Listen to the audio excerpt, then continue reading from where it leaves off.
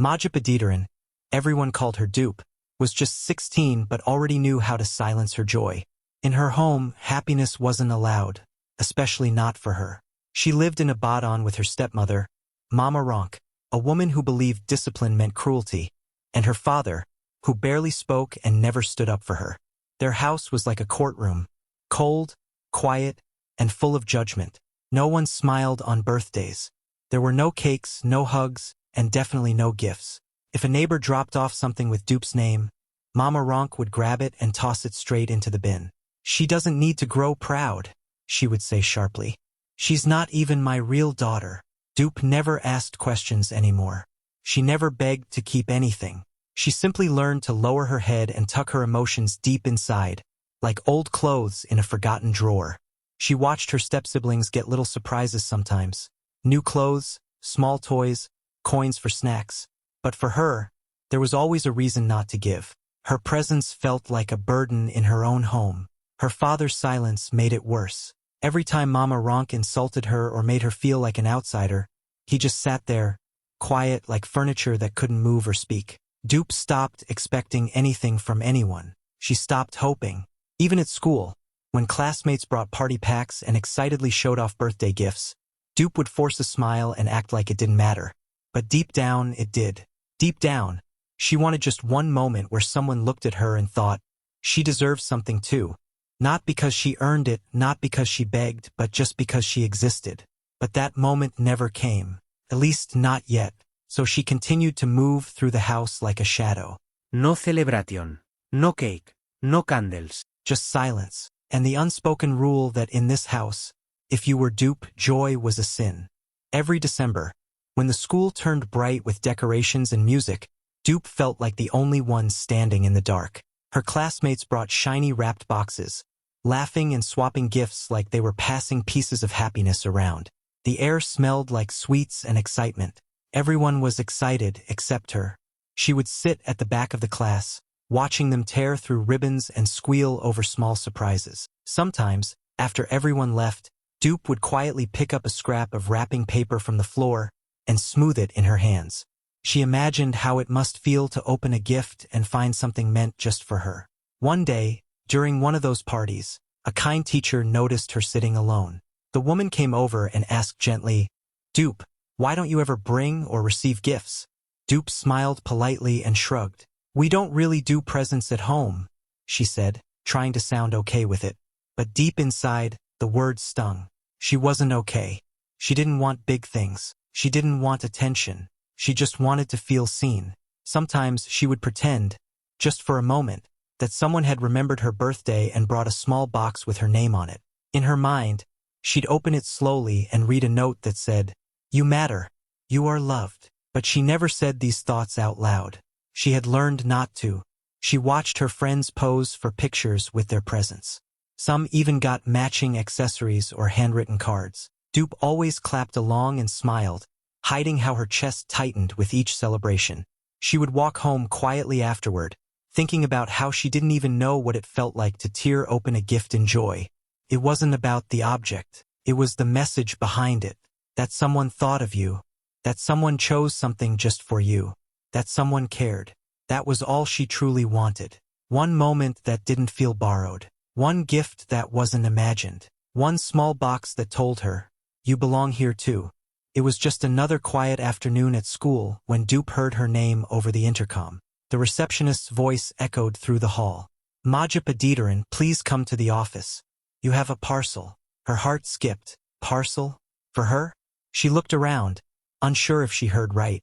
No one ever sent her anything. Still confused, she stood up and walked to the front office, her steps slow and uncertain. When she got there, she froze. On the counter sat a medium-sized brown box, carefully wrapped with a crisp white bow. It looked special, like the kind of package you see in movies. Her name was written on a gold label in clean, bold letters. To Majapadidaran, handle with love. For a moment, she just stared at it. She couldn't remember the last time her name had been written so gently. Not shouted, not blamed, not ignored, but written with care. Handle with love. It almost didn't feel real. Her fingers trembled slightly as she touched the box. The receptionist, A kind older woman smiled and said softly, "Someone really values you, dear." Dupe's eyes welled up for a second, but she blinked quickly and forced a smile. She clutched the box tightly, not wanting to let it go.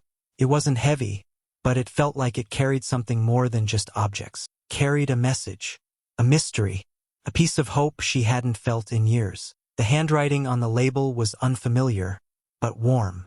Someone had taken time to wrap it, tie a bow, and send it from far away. Someone had remembered her. Her heart beat faster. She looked around, almost afraid someone would come take it away or say it was a mistake. But no one did. The box was hers. For the first time in her life, she had something with her name on it that wasn't a warning or a chore, just a gift. She held it close, unsure what was inside, but already feeling like something inside her had shifted. Something important, something hopeful. Dupe held the box close to her chest all the way home, careful with every step. She didn't take the bus like usual. She walked, even though the sun was hot and the road was long. She carried it like something fragile, like a sleeping baby. Her heart was full of questions, but also something new. Hope. She imagined opening it on her bed, maybe finding a letter, a gift, maybe even a kind word.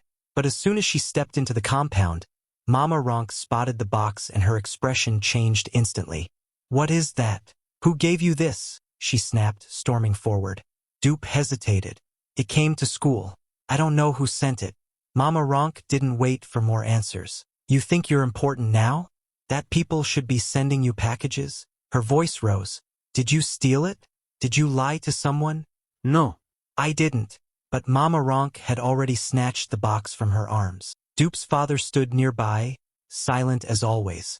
He glanced at the box, then quickly looked away. Dupe wanted him to speak up, just once. But he said nothing. He never did. No child in this house will grow up spoiled. Mama Ronke shouted. She stormed out to the backyard. Dupe followed, begging her to stop, but it was useless. Mama Ronk opened the big metal drum they used for old trash, dirty rags, broken buckets, rotten food, and shoved the beautiful box inside. The white bow fell off. The gold label crumpled. Dupe stood there frozen, her throat tight, her eyes stinging. That box had felt like the first real thing that was ever just for her. And now it sat buried in garbage. For a moment, she wanted to scream, to cry, to grab it back and run. But something stopped her. Instead of shouting, she stood still. She looked at Mama Ronk, then at the drum, and quietly turned back into the house. She didn't cry. She didn't argue. She simply began to plan. She was going to get that box back, no matter what. The house was quiet, wrapped in the heavy silence of midnight. Dupe lay in bed, eyes wide open, heart still hurting. She kept thinking about the box, how Mama Ronk threw it away like trash, like it didn't matter. But it mattered to her, more than anything. She couldn't sleep knowing it was out there in the cold, buried in waste. So when the clock struck midnight, she quietly slipped out of bed, careful not to make a sound. She moved like a shadow through the house, stepping over creaky floorboards, listening for any sign of movement. Everyone was asleep. She crept into the backyard, her bare feet touching the cool ground. The trash drum stood in the corner, rusty and full. Her hands trembled as she reached for the lid. Slowly, she opened it. There it was, the box, still there. The white bow was dirty, and the bottom had a small stain, but it hadn't been opened. It was still hers. She lifted it out gently, like something sacred, brushing off leaves and dust. She held it close to her chest for a moment, just breathing, grateful it was still safe. Then, just as quietly, she tiptoed back inside, hugging the box the whole way. In her room, she took a clean cloth and wiped it carefully, trying not to damage the gold label. Her fingers moved slowly over the words, "Handle with love." She stared at that phrase for a long time. No one had ever used those words for her before. Not in a note, not in a whisper, not even by accident. But here they were, printed on something that had found its way to her despite everything. She didn't open the box. Not yet. She wasn't ready. She just kept looking at it, as if trying to believe it was real, that someone out there saw her, remembered her, and sent her something wrapped in love. That night she didn't sleep. She didn't cry either. She just stayed awake, her eyes on that golden label, finally feeling what hope might look like, boxed, battered, but still alive. The next day after school, Dupe couldn't focus on anything. Her thoughts kept circling back to the box tucked safely in her school bag. She waited until the halls were mostly empty, then quietly slipped into the library. Her hands shook as she locked the door behind her. The room was silent, filled with books and soft afternoon light. It felt like the only place in the world where she could open something this important. She sat down at a corner table, placed the box in front of her, and slowly untied the bow. Her breath caught as she lifted the lid. Inside, carefully arranged, were a pair of white sneakers with golden embroidery that shimmered softly under the light. She had never owned something so beautiful. Beneath them was a smooth, brown leather journal, with her name Majip Aditiran embossed in gold on the cover.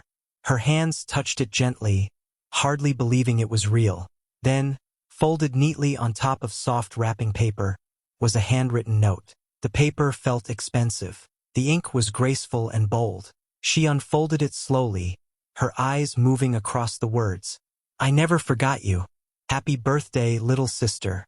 From your blood, Temitope Aditiran." Dupe froze. Her breath stopped. Temitope, her half-sister.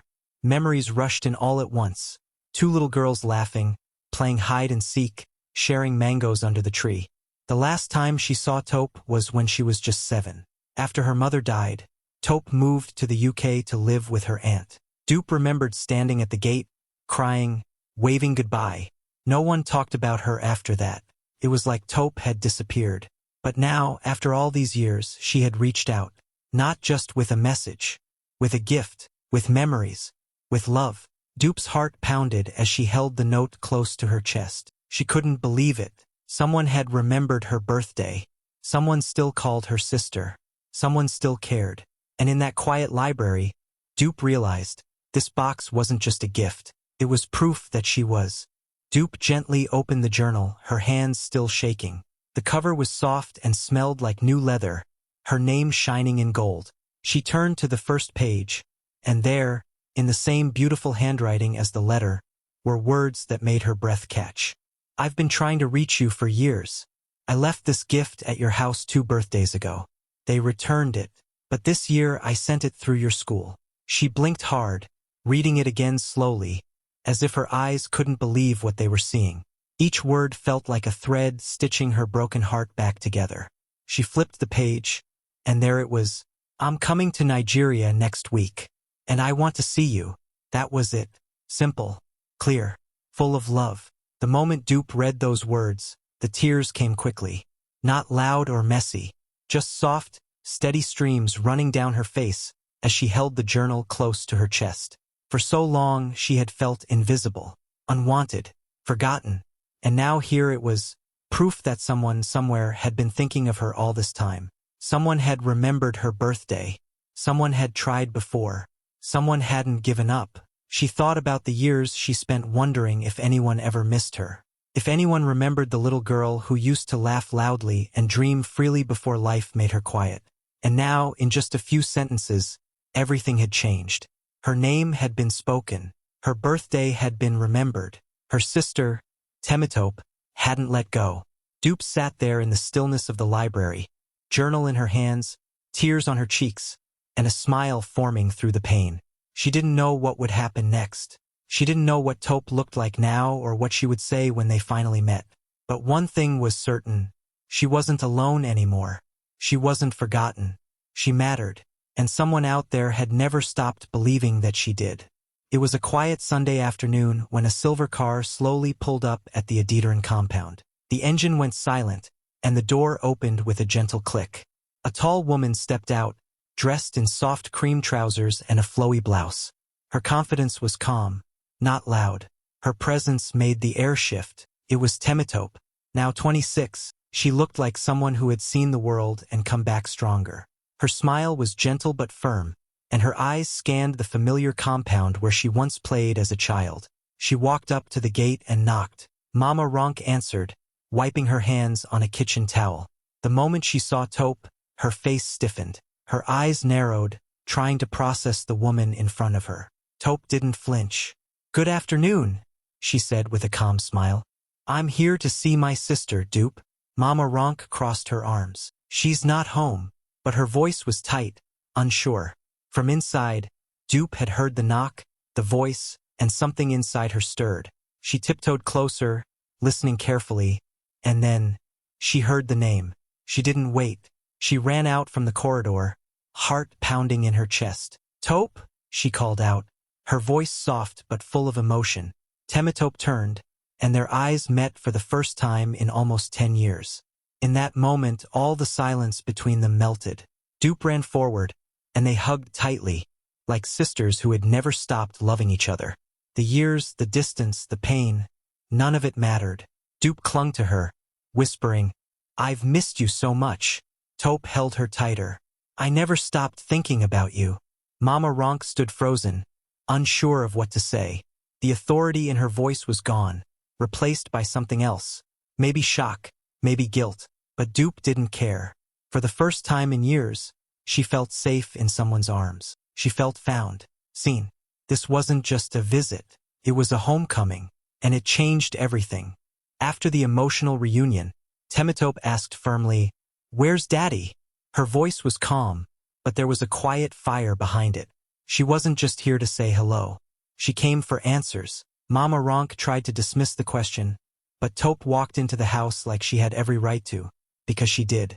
Dupe followed close behind, still holding her sister's hand. Their father was sitting on the old brown couch in the living room, his eyes tired, his posture slouched. When he saw Temitope, he stood up slowly, unsure what to say. Guilt hung over him like a cloud. Years of silence had built a wall between them, and now she was standing in front of him, breaking it down with just her presence. "Why did you let her grow up like this?" she asked, her voice steady. "Why did you keep us apart?" He looked at the floor. No words came out. His mouth opened, but nothing formed. Not even an apology. But Tope didn't come to argue. She reached into her bag and placed a set of papers on the center table: school sponsorship forms, a bank card, and a signed letter from a respected boarding academy in Lagos. She turned to him. "I'm taking Dupe with me," she said clearly. "She deserves better. She deserves a chance. You've done enough damage." Mama Ronk, who had been standing behind them with crossed arms, stepped forward. "You can't just take her like that. This is still my house." Tope didn't even look at her. She looked directly at her father. And for the first time in years, he nodded. It wasn't loud or proud. It was a small, quiet gesture, but it said everything. Maybe he was ashamed. Maybe he was relieved. Maybe both. Dupe stood there, holding her sister's hand, not quite believing what was happening. The same man who had always looked away was now letting her go. She wasn't being pushed out. She was finally being set free. 1 week later, Dupe stood quietly in her small room, folding her few clothes into a bag. There wasn't much to pack, just her school uniform, a few notebooks, the journal from Temitope, and the white sneakers with gold embroidery. Everything else she was ready to leave behind. The silence in the house felt different now. Not heavy, not cold, just quiet. Mama Ronk had barely spoken a word since that day. Her father stayed in his room. No one stopped her. No one asked her to stay. And that, strangely, was okay. Outside, the silver car waited again. Temitope stood by the door, smiling gently as Dupe stepped out. She opened the car door and held her sister's hand as she got in. As they pulled away from the house, Dupe didn't look back. She didn't need to. The road ahead felt like a new chapter. After a few minutes of silence, Tope turned to her. "Do you know why I sent the box?" she asked softly. Dupe looked at her, eyes shining. "Because you love me?" Tope smiled warmly. "Yes, but also because I needed you to remember something. Something they tried to make you forget. You are not forgotten. You were never worthless. You are gold." Dupe's eyes dropped to the sneakers on her feet. Still white, still clean, still shining. She ran her fingers gently along the golden thread, remembering the moment she had opened the box. How her heart had changed in that instant. She turned to Temitope, voice barely above a whisper. "That was the first gift I ever opened, and it opened my whole life." Tears filled her eyes again, but this time they didn't sting. They healed. What had once been just a box was so much more. It was proof that someone had seen her, fought for her, believed in her when no one else did. And now, as the car drove forward, Dupe leaned back in her seat, holding her sister's hand, the wind gently playing with her hair. For the first time in her life, she felt truly loved and free.